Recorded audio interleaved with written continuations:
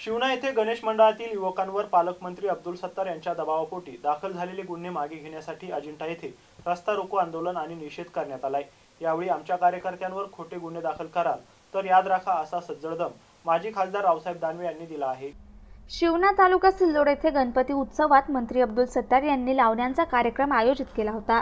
त्यात महिला भगिनींसमोर अश्लील नृत्य गाणी वाजवली। इतक्यावरच ते शांत बसले नाही तर अँकरने महिलांना सांगितलं, जी महिला चांगली शिट्टी वाजवेल तिला 101 रुपये बक्षीस देण्यात येईल।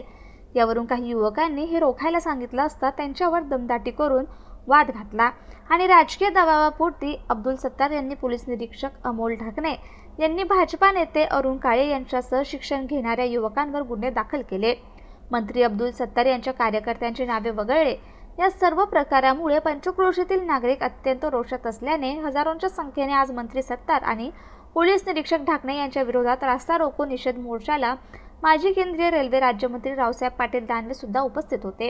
यासह भाजपा प्रदेश चिटणीस सुरेश बनकर, भाजपा अल्पसंख्याक प्रदेशाध्यक्ष इंद्रिस मुलतानी, माजी आमदार सांडू पाटील लोखंडे, तालुका अध्यक्ष अशोक गरुड, भाजपा जिल्हा उपाध्यक्ष सुनील मिरकर, दिलीप काका दानेकर, भाजपा किसान मोर्चा प्रदेश सरचिटणीस सुभाष मानकर, पुष्पाताई काळे, अशोक तायडे, जिल्हा परिषद सदस्य गजानन राऊत, माजी जिल्हा परिषद सदस्य दीपाली काळे, जिल्हा परिषद सदस्य गणेश बनकर, पंचायत समिती सदस्य अनिल खरात, शहराध्यक्ष कमलेश कटारिया, मनोज मोरेल्लू, मधुकर राऊत, किशोर जगताप आदींसह प्रमुख पदाधिकारी उपस्थित होते।